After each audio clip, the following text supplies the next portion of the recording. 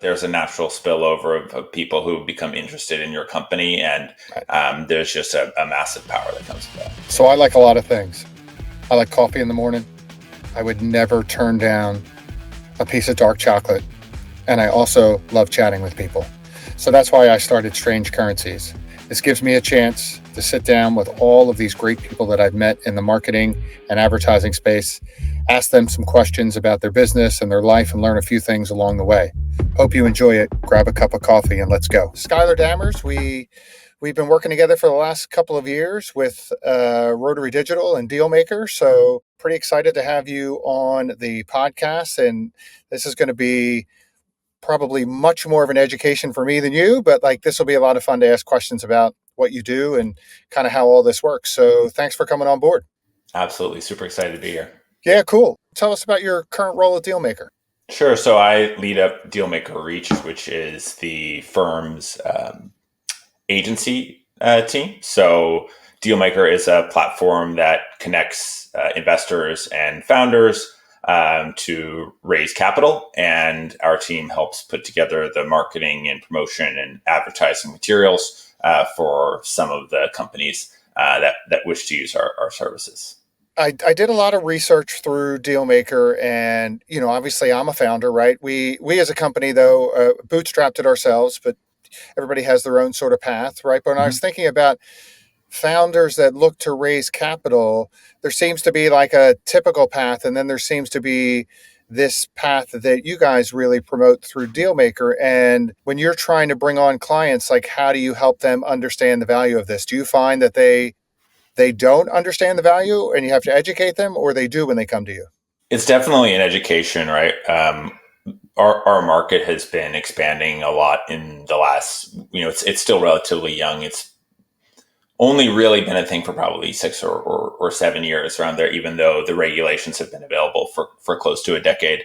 A lot of them don't understand kind of the full range of benefits, that you receive when you do a capital raise this way, right? So a lot of the times, founders looking to raise funds, they're either looking at VC or private equity or maybe some family offices, or we call it community-based capital raising. So I think the biggest thing is that people don't realize the power when you have sometimes thousands of investors, what that gives you, and then also when you look at your audience or your customers, you really turn them into like that next level of advocate for you when you let them become an owner in your company, right? So to use your business as an example, what would the affinity of your audience be if they became shareholders as well as readers? That's the type of mental exercise that it's tough to always quantify what that benefit is, but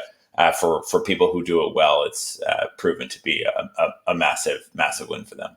I was reading one of the blog posts that you had about 2025, and I found that it was really kind of a 101 on overall digital strategy. And is that really, again, something that you find people really need to sort of help them get comfortable with this path? I was surprised to read.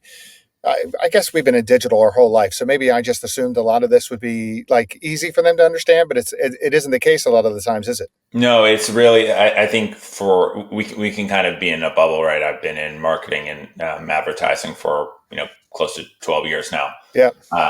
There are a lot of people whose businesses are not on the internet at all. They don't understand a lot of common techniques, right? Even things such as like basic email marketing tactics or promotional tactics can be completely foreign to founders. So there is definitely an education there, and we have to start from. It depends. Sometimes we get people who come in and they're incredibly savvy and they know how to speak the language and they really know what they're doing, and that's a different type of relationship. But we also get customers who come in and we want to service them who have businesses that don't touch the internet at all, and we want to be able to educate them and help them and show them why we're making certain decisions. The Dealmaker Engage sort of platform, right? Is that really a way for them to not only find investors, but then kind of track? It looks like based on the community, it's a way for them to sort of raise and track investments, almost like managing a campaign, kind of online. Is that how you think about it?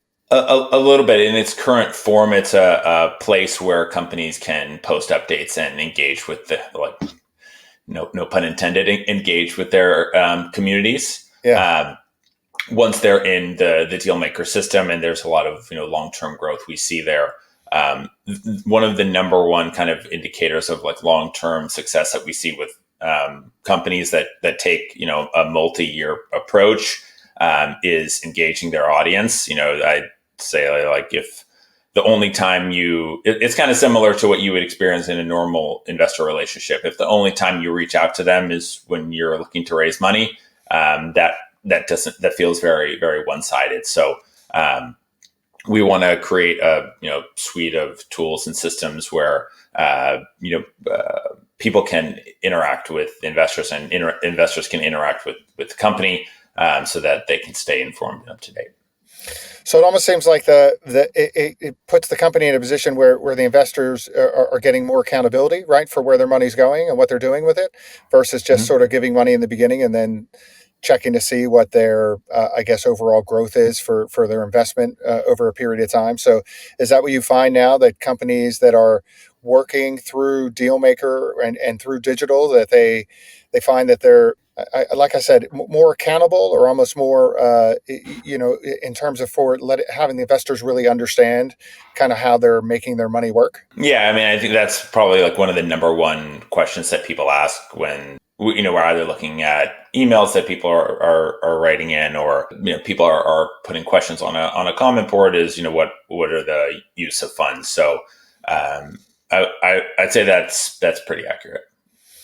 Do you find that investors in this platform then tend to sort of, what would be the best word, almost get sort of excited at sort of seeing the accountability? Do they sometimes want to get almost too involved, or they really sort of use this just as a way for them to be educated as to how the company's growing? I'll share one of, we worked with an orthopedic company in the past, and they specialize in knee replacement technology. And there were people who would frequently reach out and say, I'm invested. How can I be, one of the first people to get this operation done? So Right. I think that's probably like an extreme example. But it's just another one where you see these kind of dual tracks where you're not only promoting your business to investors, but there's a natural spillover of people who become interested in your company. And there's just a massive power that comes with that. So you've raised, like, I was reading, over $2 billion. You supported about 780 companies. That's probably grown since I saw the post. But can you share any best practice stories about a specific company, like a past company that, just a great example of kind of who's done it really well? Yeah, I think one company we work with that we're really proud of is EnergyX. They completed a $75 million round earlier this year, a couple months ago.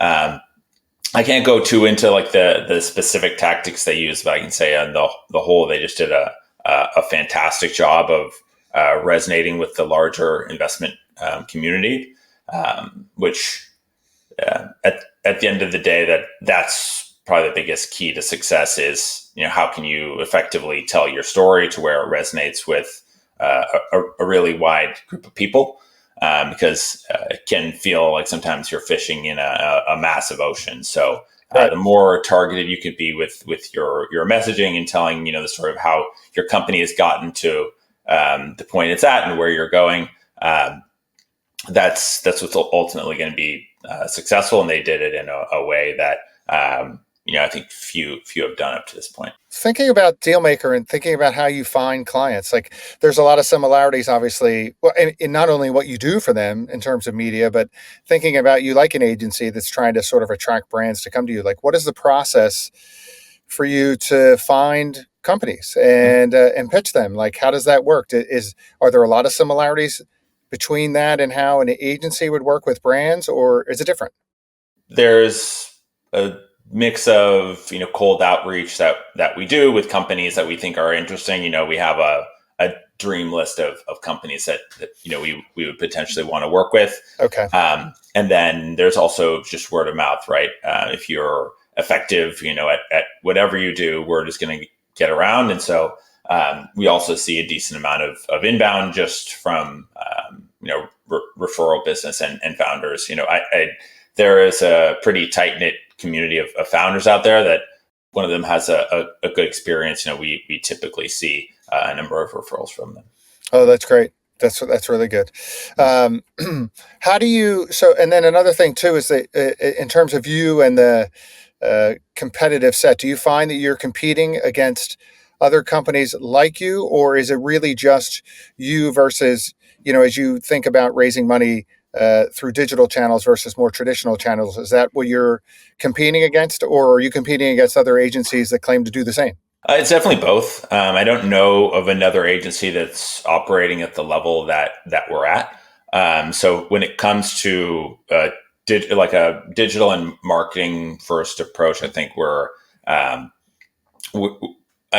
don't know that there's anyone out there that I've seen that's operating at the level that we're at, but we're always in the more macro scheme. Like we're competing with anywhere that somebody would receive funding from, right? So we'll talk to Yeah. companies all the time, and the big question they're weighing is, what does the cost of capital look like through you guys versus and just the dynamics of the raise in general. What does it look like through you guys versus if I was to go through, if people have raised privately, that's usually somewhere they can go back to, but the terms might be different, or the different. There's a lot of different variables that they have to consider, but I'd say typically we're competing with anywhere that somebody might receive fundraising from. Got it. Any of you guys founders like me, have you thought about raising money? We haven't had to do that yet, but we've considered. And when we do, we would definitely take a look at Dealmaker. These guys have created this all-in-one platform that transforms the capital raising process into simple e-commerce. It's really great. If you want to find out more, you should check them out in the notes below. You were talking about the kind of path to raise money from Regulation A to NASDAQ IPO. Like as a novice, right? I understand I'm in this space and we don't raise money, but obviously we're summited. Can you sort of walk through someone who is considering starting a company or someone who's considering getting to a stage where they want to raise money? What are all of those steps from Sure. A to IPO? I mean, when you're just, I can't speak too much to the actual like company development side of things. We specialize in communicating to the investors like what's going on with the companies, but I can share that like typically we see companies that have some level of traction. It's not usually seed capital that's being raised. It's like when you can start to raise money from a larger audience, and then again, just like we've seen a couple of companies now. That have taken that path from raising multiple times from the crowd to IPO, and they're kind of paving the way for what that looks like. There haven't been too many that have gotten there, but there are more and more of those eggs that are kind of hatching now since the space is maturing a little bit. This idea that you having an understanding of your target market, having an understanding of financials and that competitive landscape. I mean, those are the kind of things that I found when I was reading more and more about this. Seemed pretty obvious to me when you think about it for as a company and like who we're against and what we need to understand. But is that not something that's so obvious to people that are coming to you looking to raise money? I think it's not always so obvious, but even when it is, it's like it is such a simple exercise that you need to do just incredibly well at the end of the day. That we're super data focused, right? If you're running a marketing promotion wherever it is, how many eyeballs is it getting? How many people of those are coming to your website? How many of those people are starting the investment process? How many contacts are you getting? How many people are completing it and kind of over what period? All of that is really crucial to manage and kind of micromanage. Doing that at a really high level, and even sometimes like the slightest nuances in text or imagery can make such a big difference. It's a simple concept to understand, but it takes real mastery to do it well. Yeah, no, I mean, it's like all of us, right? It's kind of the same. How about media? So when a company comes to you, obviously paid media is a big part of what you do. We Mhm. appreciate that. We try to help you as much as we can by trying to bring you potential investors to companies. Is that always a key part of the strategy when someone comes to you? And do you have some sort of formula or set amount of money that you expect a company that's coming to you to sort of spend against that? Like, how do you think about the media side of things? Yeah, it really, so most of the time it is. Sometimes people will come and they have a built-in audience and they'll say, "Hey, I just want to build a website and drive to my audience. I'm not looking to purchase any media," and that's fine. We can support that. But then a lot of the time they are, and I think all founders kind of have different goals that they're looking for. Sometimes people are aligned on a certain cost of capital, and they say, "I want to raise as much money as possible, but I don't want the cost to be more than a certain percent." Other times, founders are more focused on growing a community and having maybe a certain number of investors or dollar amount raised. So it's, I don't know, it kind of is across the board. I wouldn't say there's one standard. We see a pretty wide range of performance just based on what a founder is looking to achieve. One of the things that another thing that I was reading about was what you call sort of exclusive investor benefits, perks. And Mm-hmm.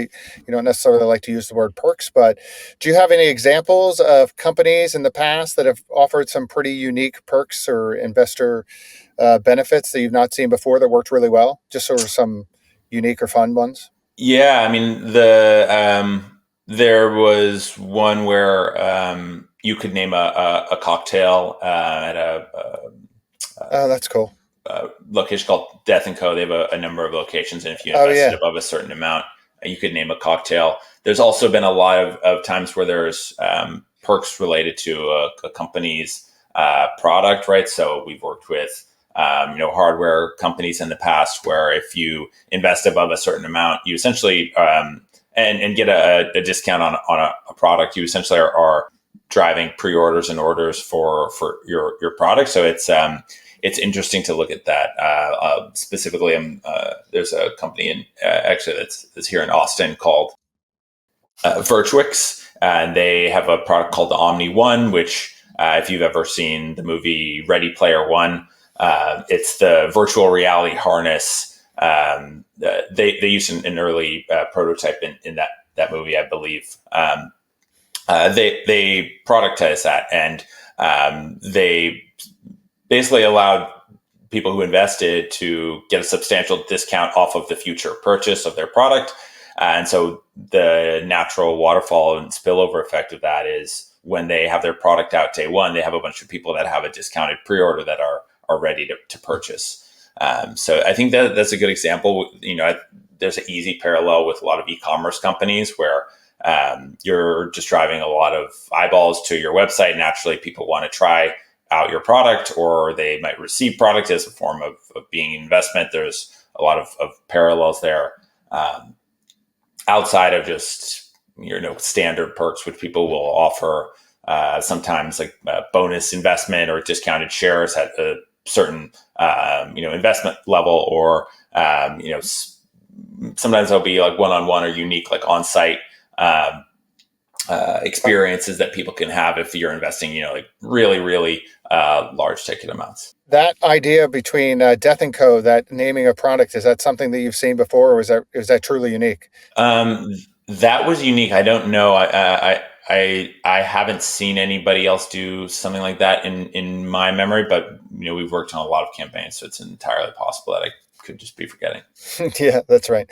Um, well, we went through this pretty fast. I sort of had one more question for you though, is as someone that is a founder starting out as a company, and then they're beginning to think about what if they should raise money, when they should raise money. What kind of advice do you have for them as people that are starting out to help them better understand when that moment is right where they should really be thinking about money? And I know it's different for everybody, but maybe there are certain things they should always think about. Yeah, I mean, just I feel like I'm going to kind of reiterate an answer before, but I think it's just really important to think about if having a large community of investors is a powerful catalyst for your business. So if you're looking at your business and thinking about how you're going to grow it over the next 1 to 5 years, and you're looking at raising funds from a couple of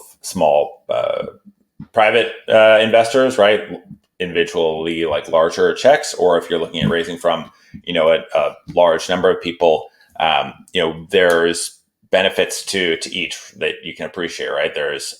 I think we kind of touched on like what a massive community brings, but then there's also advantages and strategic relationships that you can get with, private institutions. So it's an interesting dilemma, and it's just something that you have to consider as a founder at any point. So it's tough to really advise on like what they should consider outside of just looking at the fundamentals of your business and saying, hey, like would a massive audience and community benefit me a lot? And there's a lot of effort that has to go into maintaining and nurturing that community, right? Like again, I think the companies that are most successful at doing this are the ones that treat it as something that's core to their business, not something where they're just going to fundraise and then go back to day-to-day operations. Like there's a component of just like ongoing communication, transparency, and communicating with investors that it's incredibly important. There's never really a magic moment, right? Like there's no sort of like set thing that you're waiting for. It's different for everybody. Even the way that we would think about it from our standpoint, whether that time would come or not, at least whether or not we do it, we know what we would need to see in order for it to make sense for us most. So that makes a lot of sense. I'm curious what for your business, do you think would be the biggest motivating factor?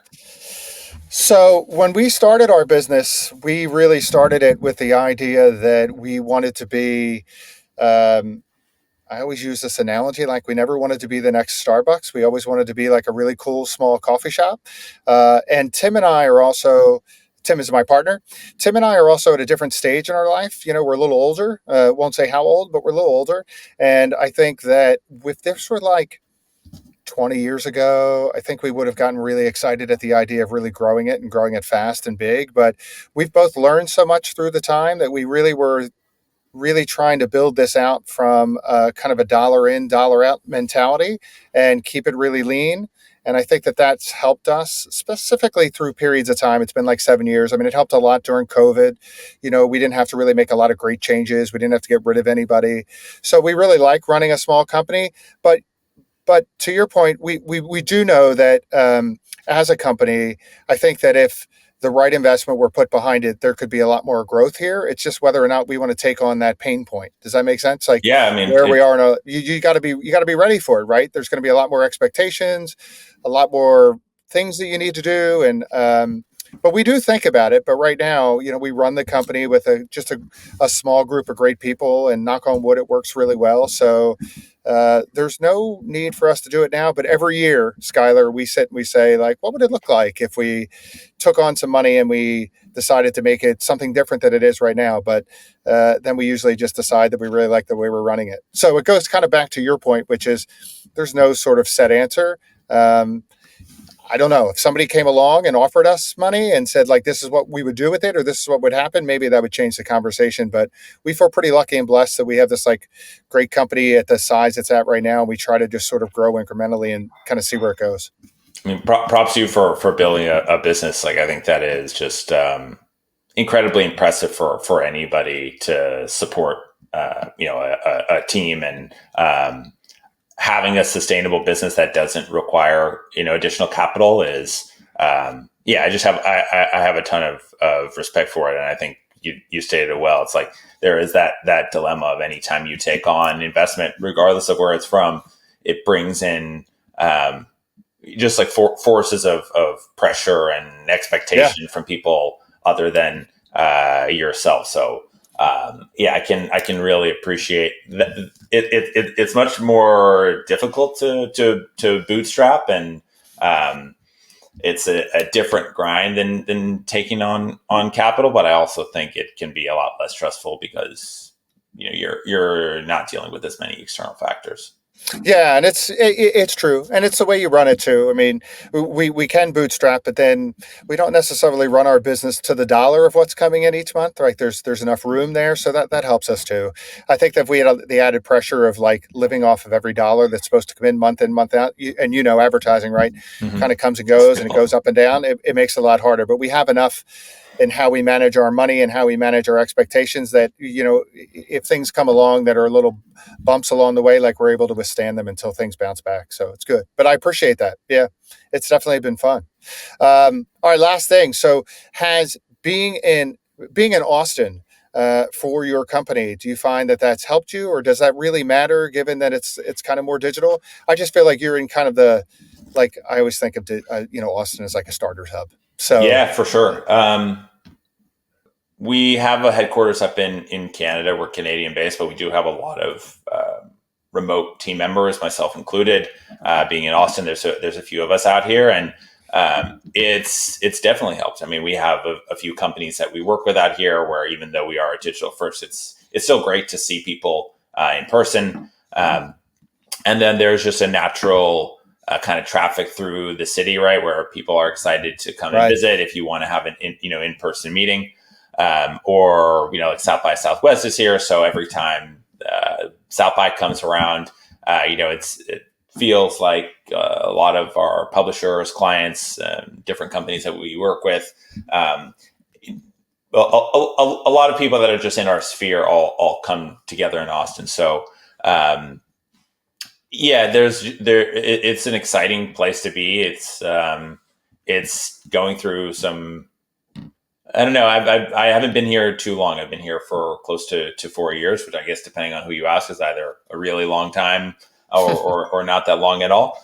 But it definitely has its advantages. I also think it's just I moved from Southern California, which it's just a very different pace, which has been a breath of fresh air. I love California as well. But Austin's been fantastic to live in and build a business. Yeah, I would imagine. I love it down there, and it just seems like you said, there's just like a good constant energy that's always around. That's sort of really helpful. So it's great. All right. Well, hey, look, this was great. Nice, sort of tight, good podcast. Learned a ton. Totally appreciate it. Obviously, totally appreciate all your support, and glad that we're working together. And looking forward to a great 2025, and looking forward to seeing you personally in a couple of weeks.